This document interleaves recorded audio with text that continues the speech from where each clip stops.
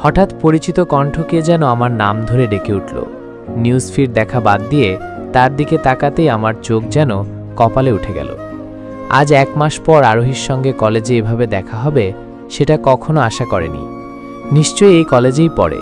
দূর, ও পড়লেই কি না পড়লেই কি, ওর সঙ্গে কথা না বলাই ভালো।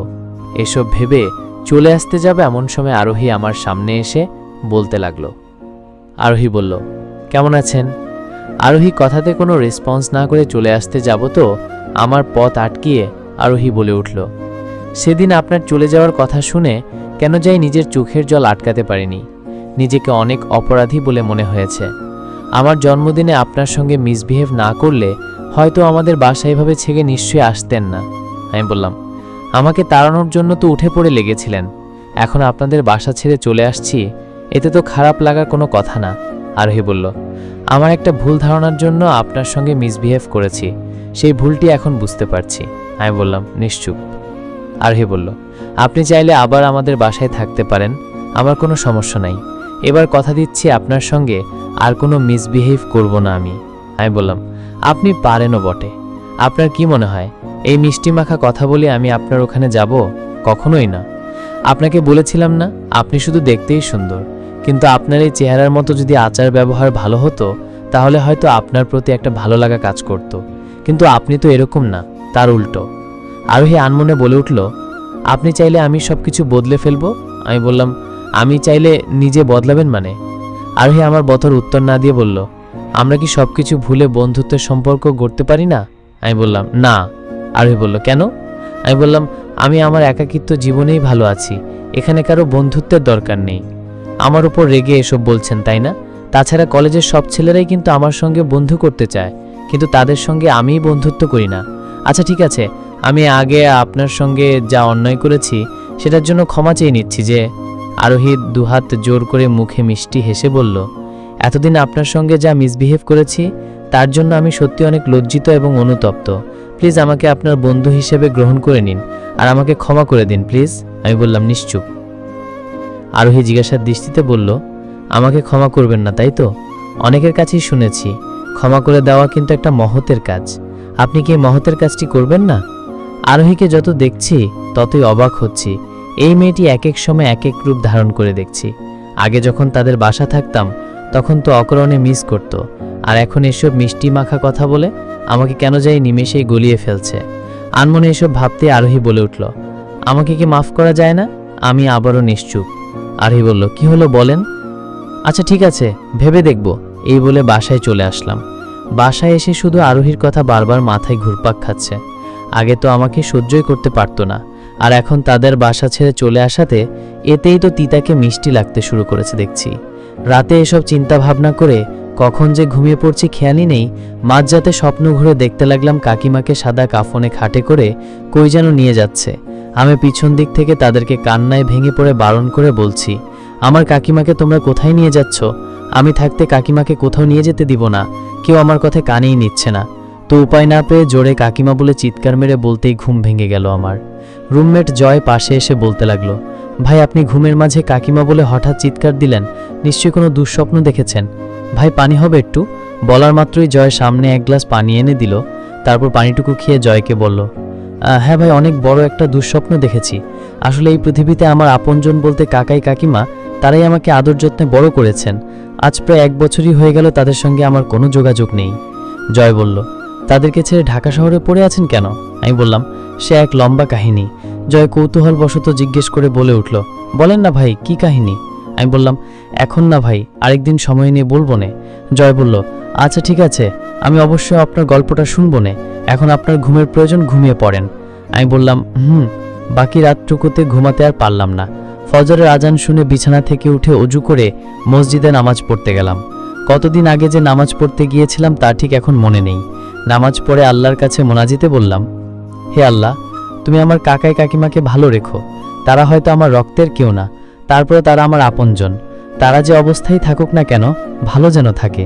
এইটুকু বলে সংক্ষিপ্ত মোনাজাত পড়ে মসজিদের বাইরে চলে আসলাম। ইতিমধ্যে বাইরে সূর্যের আলোয় রক্তিম হয়ে উঠেছে। বাসায় এসে কেন জানি মনে হলো কাকিমার সঙ্গে কথা বলা দরকার। পুরাতন সিমটা ওপেন করে ফেললাম। এর আগে অনেকবারই ওপেন করেছি, কিন্তু তাদের ওখানে ফোন দেওয়ার ইচ্ছা হয়নি, কিন্তু আজ দিতে হচ্ছে। তো তানিশার কাছে ফোন দিলাম। 2-1 বার রিং হওয়ার পর তানিশা ফোনটা রিসিভ করেই বলল, হ্যালো, কে বলছেন? কাকিমার কাছে ফোনটা দেন। আমার কণ্ঠ শুনেই তানিশা বলল, ভাই তুই কেমন আছিস? কতদিন ধরে তোর ফোন নাম্বারে কল দিয়েছি তার কোনো হিসাব নেই, কিন্তু প্রতিবারই ফোন বন্ধ দেখায়। ফোনটা কেন বন্ধ করে রেখেছিলে বলতো? তানিশা একসঙ্গে কথাগুলো বলে উঠল।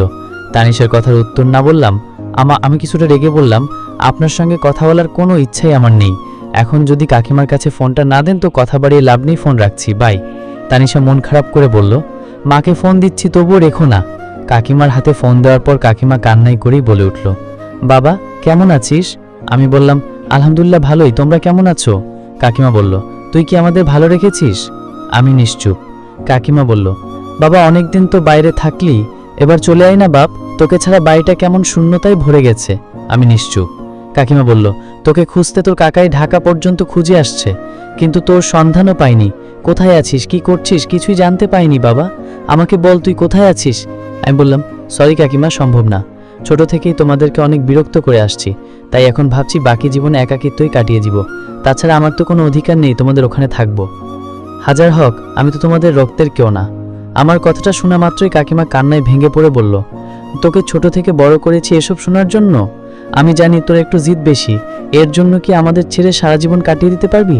তুই হয়তো আমাদের ছাড়া ভালো আছিস, কিন্তু আমরা তোকে ছাড়া ভালো নেই, সেটা কি বুঝিস না? আমি নিশ্চুপ। কাকিমা বলল, বাবা আর জিদ করে বাইরে থাকিস না, তোকে ছাড়া সত্যি আমরা ভালো নেই। এভাবেই কাকিমার সঙ্গে ফোনে কথা বললাম। পরিশেষে বললাম, কাকিমা ভালো থেকো আর নিজের যত্ন নিও, রাখছি। এইটুকু বলতেই কাকিমা বলল, তানিশা তোর সঙ্গে কথা বলতে চাইছে, কথা বল। কাকিমা এই বলে তানিশার হাতে ফোনটা দিল। তানিশা হ্যালো বলা মাত্রই ওপাশ থেকে লাইন কেটে দিল। তানিশা মন খারাপ করে তার মাকে বলতে লাগলো। তানিশা মন খারাপ করে বলল, মা ও আমার সঙ্গে কথা না বলেই ফোন কেটে দিল। আজ প্রায় 1 বছর পর ফোন দিল, অথচ আমার সঙ্গে কথাই বলল না। তানিশার মা বলল, থাক মা, মন খারাপ করিস না, তুই বোন হয়ে ওকে বাজে কথার কথা বলছিস দেখে ও তোর উপর অভিমান করে আজও কথা বলল না। ইতিমধ্যে তানিশা কান্না করা শুরু করে ফেলছে। তানিশার কান্না দেখে তার মা সান্ত্বনা দিয়ে বলল, তানিশার মা বলল, আবার যখন ফোন দিবে তখন রনিকে বুঝিয়ে বলবো না যেন ও তোর সঙ্গে কথা বলে। পাগলি মেয়ে ভাইয়ের জন্য যখন এতই খারাপ লাগছে তো সেদিন কেন ঝগড়া করতে গেলি? তানিশা কান্না করে বলল, মা আমার ভুল হয়েছে, এবার ফিরে আসলে কখনো ওর সঙ্গে আর ঝগড়া করব না। ওপর দিকে তানিশার সঙ্গে একটু কথা বললে হয়তো ভালো হতো।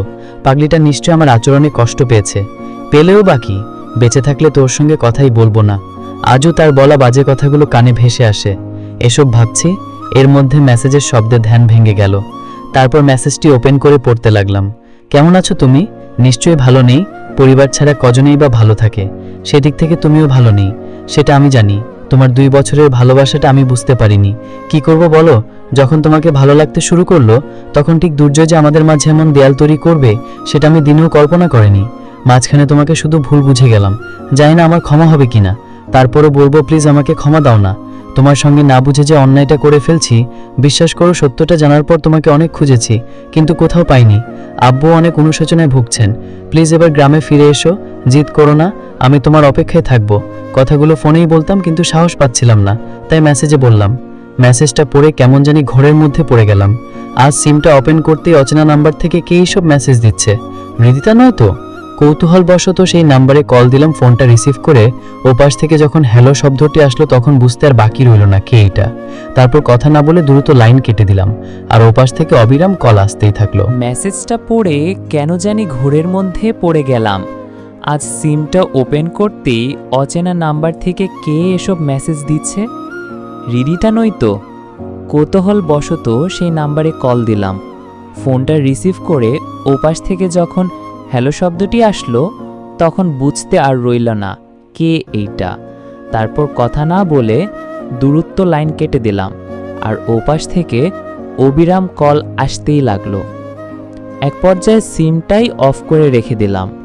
এখন হয়তো হৃদিতার সামনে সত্যটা প্রকাশ হয়েছে, এর জন্য আমাকে খুঁজছে তার ভুলের ক্ষমা চাওয়ার জন্য, কিন্তু আমি তো তাকে ক্ষমা করব না।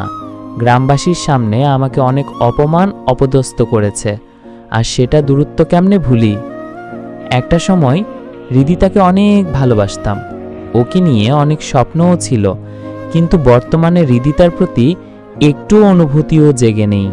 সবগুলোকে মেরে ফেলছি, যে কিনা অল্পতেই ভুল বুঝে, সত্য মিথ্যা বাছাই না করেই ভুল বুঝে।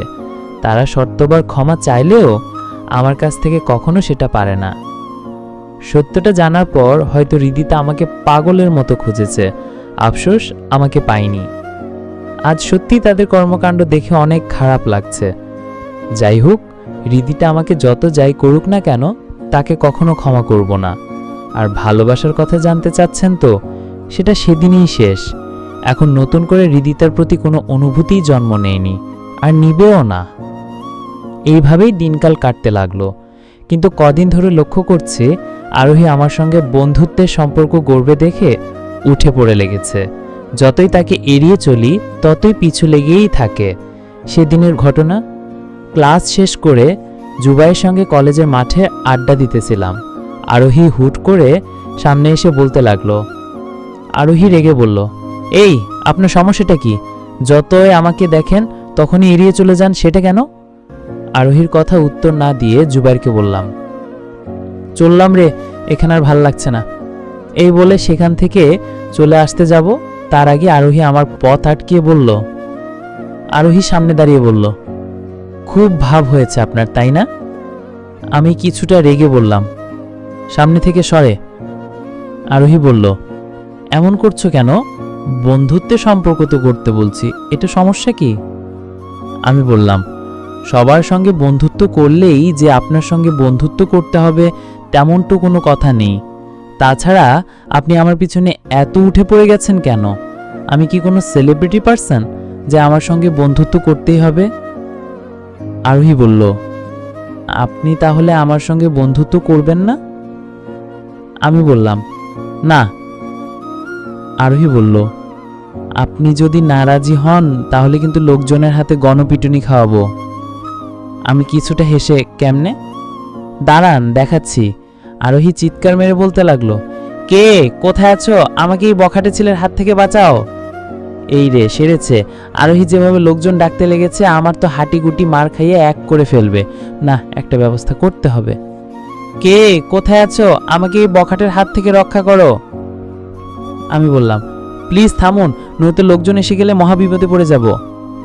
রাজি না হলে বলতেই থাকবো, কেউ কোথায় আছে জলদি এখানে আসো প্লিজ। আরোহী আরো ফাজলামো করে বলতে লাগলো। আমি বললাম, থামতে বলছি কিন্তু। না, থামবো না। কে? কথাটা বলতেই ঠাস করে আরোহীর গালে থাপ্পড় মেরে দিলাম। ব্যাস, আরোহী আমার দিকে এক পলক তাকিয়ে ছোট বাচ্চাদের মতো এ কান্নায় বলল। আরোহী বলল, আপনি আমাকে থাপ্পড় মারলেন? সরি, আমি আসলে বুঝতে পারি নাই, থাপ্পড়টা একটু জোরে লাগবে। এই রে, সেরেছে। আরোহী যেভাবে ছোট বাচ্চাদের মতো কান্না করছে, একে কিভাবে চুপ করব? আরোহী কান্না করে বলল, আমি থানায় গিয়ে আপনার নামে মামলা করব, আপনি আমাকে থাপ্পড় মেরেছেন। কিছু ভয় পেয়ে বললাম, প্লিজ এসব মামলা টামলা করেন না, দরকার পড়লে আপনিও আমাকে থাপ্পড় মারতে পারেন। আপনি আমাকে থাপ্পড় মেরেছেন, আপনাকে তো আমি জেলের ভাত খাইয়েই ছাড়ব। আরোহী লক্ষ্য করলো তার এসব বলাতে সে ভয়ে চুপসে গেছে। সেটা দেখে আরোহী আরেকটু অভিনয় এসব বলছে। আমি বললাম, কি মুশকিল, আপনি তো আমাকে রাগিয়ে দিলেন, নয়তো কি আর আপনাকে থাপ্পড়টা মারতাম? আমি এখনই থানায় যাচ্ছি আপনার নামে কেস করতে, দাঁড়ান। আরোহী অভিনয় করে এসব বলতে সে একদম চুপসে গেছে। এই অবস্থায় আরোহী ভালোই মজা নিচ্ছে। আমি বললাম, এই দাঁড়ান দাঁড়ান, কোথায় যাচ্ছেন? আরোহী ভাব দেখিয়ে বলল, কেন, থানায়? আমি অনুরোধ সুরে বললাম, মানে এসব নিজেদের ফ্রেন্ডলি দুষ্টমি একটি চড় থাপ্পড়ের জন্য কি থানায় যেতে হবে? দরকার পড়লে আপনিও আমাকে মারতে পারেন। এইদিকে আরোহী এসব কাণ্ড দেখে নিজের হাসি চেপে রাখতে পারছে না, তবুও নিজের হাসি চেপে রেখে বলছে, আমি আপনার কোনো কথাই শুনছি না। জেলের ভাত যখন পেটে পড়বে, তাছাড়া পুলিশ মামা তো পিটুনি দেওয়ার জন্য আছেই, তখন বুঝবেন থাপ্পড় মারার কেমন শাস্তি। আমরা তো একই কলেজে পড়ি, তো সেই হিসাব অনুযায়ী আমরা ফ্রেন্ডই তো, নয়তো একটু ভুল করেই ফেলছি, তাই বলে থানায় যাবেন? আচ্ছা ঠিক আছে, চলুন, আমি আপনার সঙ্গে থানাতেই যাব। হ্যাঁ তাই চলুন। এই বলে আরোহী রনির হাতটি ধরে ফেলল। আমি বললাম, আপনি আমার হাত ধরলেন কেন? আরোহী বলল, থানায় যাওয়ার আগেই যদি পালিয়ে যান। আমি বললাম, আচ্ছা ঠিক আছে চলেন।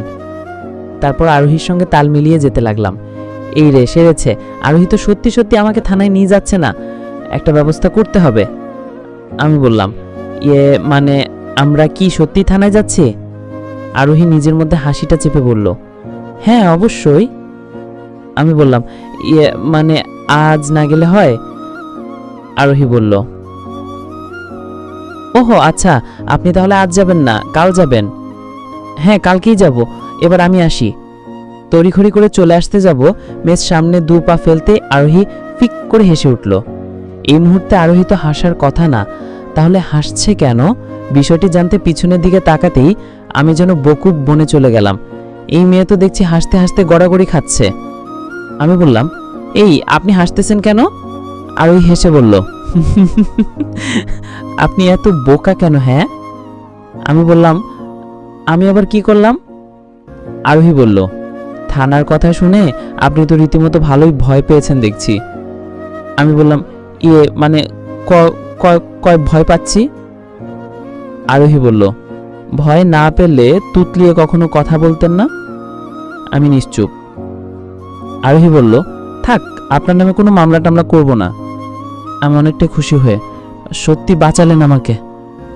আরোহী বলল, ওহো, তার মানে আপনি সত্যি থানা পুলিশে যেতে ভয় পান? আমি বললাম, বর্তমান যুগে থানা পুলিশ শুধু মেয়েদের কথাই শোনে। আপনি যদি একটু বানিয়ে পুলিশের কাছে আমার নামে নালিশ করতেন, তাহলে তো আমার পিঠে 1000টা লাঠির চার্জ পড়তো। আরোহী হেসে বলল, সরি, ফান করার জন্য, কিন্তু আপনি কি ভয় পাওয়ার অবস্থায় দেখতে ভালো লাগছিল, এর জন্য অভিনয়টা ভালোভাবেই করতে হলো। আমি বললাম, আপনি ভালোই অভিনয় করতে পারেন, আমি তো বিষয়টি সত্যি ভেবে নিয়েছিলাম। আরোহীর সঙ্গে এভাবেই বন্ধুত্বটা হয়ে যায়, আপনি থেকে তুই সম্পর্কে রূপান্তরিত হলো। প্রথম যে আরোহী খারাপ আচরণ করত, এ দেখে ভেবেই নিয়েছিলাম ও হয়তো ভালো আচরণ করতেই জানে না। যখন বন্ধুত্বের সম্পর্ক হলো, তখন বুঝতে পারলাম তার মাঝে ভালো রূপটাও আছে। আরোহীর সঙ্গে বন্ধুত্ব হয়ে একদিক থেকে ভালোই হয়েছে, কথা বলার মতো একটা মানুষ হয়েছে, আগে তো সেটা ছিল না। গ্রাম থেকে ঢাকা শহরে কেন আসছি, আরোহী একদিন জিজ্ঞেস করলো। আরোহী বলল, আচ্ছা তুই হুট করে ঢাকা আসলি কেন? আমি বললাম, এতদিনে এটা জিজ্ঞেস করছোস? আরোহী বলল, হ্যাঁ, এখন বল কেন ঢাকা এসেছিস? শোন তাহলে, আজ থেকে 1 বছর আগের ঘটনা। শুরু থেকে সবটা আরোহীকে বলে ফেললাম। সবটা শোনার পর আরোহী বলল, তোর জীবনে এত বড় একটা গল্প লুকিয়ে আছে, কখনো তো আমাকে এই কথাগুলো বলিসনি। অতীতের ঘটনাগুলো স্মরণ করলে খারাপ লাগার কাজ করে, খুব কষ্ট হয় আগের কথাগুলো ভাবলে। এর জন্য ঘটনাটি চেপে রাখতে চেয়েছিলাম, কিন্তু সেটা বারবার সামনেই চলে আসলে কথাগুলো বলতেই চোখে পানি জমে গেল। আরোহী দেখে বলল, সরি রে, অতীতের কথাগুলো জানতে চেয়ে তোর কষ্টটা বাড়িয়ে দিলাম। আমি বললাম, সমস্যা নাই। আরোহী বলল, আচ্ছা চল রেস্টুরেন্ট থেকে কিছু খেয়ে আসি। তারপর রেস্টুরেন্টে গিয়ে বসতেই পিছন দিক থেকে এক বৃদ্ধ লোক বলে উঠল, বাবা কেমন আছো? বৃদ্ধ লোকটির দিকে রীতিমতো অবাক হয়ে তাকিয়েছি। কেউ